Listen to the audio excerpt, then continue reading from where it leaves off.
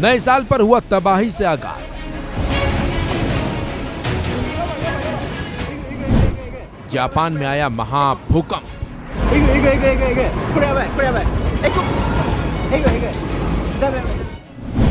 जाने कैसे आती है सुनामी।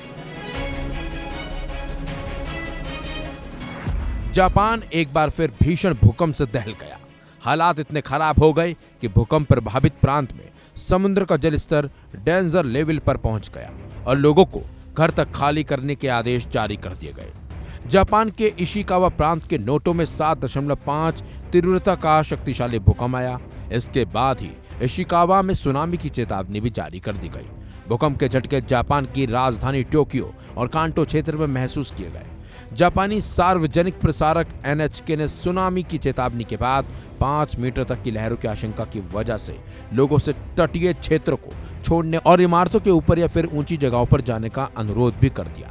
फिर इशिकावा में वाजिमा शहर के तट पर 1 मीटर से ज्यादा ऊंची लहरें भी टकराई।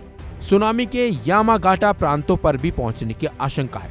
प्राकृतिक आपदाओं में सुनामी सबसे खतरनाक दरअसल मानी जाती है। अब सवाल ये उठता है कि सुनामी आती कैसे है। तो आपको बता दें, सुनामी की रफ्तार जेट से भी ज्यादा तेज होती है। सबसे पहले जानते हैं कि सुनामी का मतलब होता क्या है। दरअसल सुनामी शब्द जापानी शब्द तुस यानी बंदरगाह या तट के नामी यानी लहर से मिलकर बना है। इसमें टी अक्षर साइलेंट होता है। सुनामी आने की सबसे बड़ी वजह समुद्र के अंदर भूकंप आना, ज्वालामुखी फटना, धमाका होना या लैंडस्लाइड को माना जाता है। इससे समुद्र के तल पर भारी हलचल पैदा होती है। समुद्री तल पर जब भूकंप, ज्वालामुखी के फटने, धमाका होने या भूस्खलन के कारण भारी हलचल होती है तो पानी के कॉलम खिसकने लगते हैं। इसके बाद वाइब्रेशन से 500 किलोमीटर प्रति घंटे की रफ्तार की लहरें पैदा होती हैं। जब ये लहरें तट की ओर बढ़ती हैं तो इनकी रफ्तार कम होती है, लेकिन ऊंचाई बहुत ज्यादा होती है। तो वहीं पानी के सुनामी की रफ्तार 800 किलोमीटर प्रति घंटे तक पहुंच जाती है।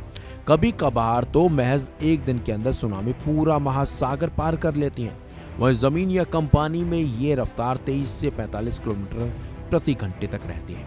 केंद्र सरकार ने भारत में पूर्वी तट पर सुनामी की आशंका वाले क्षेत्रों की सूची भी तैयार की है।